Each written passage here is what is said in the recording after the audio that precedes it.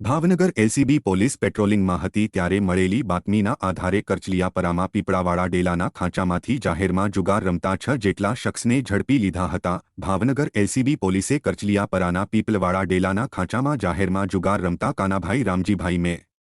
કાળાભાઈ ઉર્ફે ભુવાદાદા ફાફાભાઈ વેગડ, જીતેશ ઉર્ફે પેટી બાબુભાઈ બારૈયા, પ્રકાશ ઉર્ફે ભૂરો વિનુભાઈ ચુડાસમા, રમેશ ઉર્ફે લાંબો ભગવાનભાઈ બાંભણિયા અને વિજય શાંતિભાઈ રાઠોડને કુલ ₹17,430 મુદ્દામાલ સાથે ઝડપી લઈ ગંગાજળિયા પોલીસ સ્ટેશનમાં ધોરણસર ગુનો નોંધાવી વધુ તપાસ સોંપી હતી।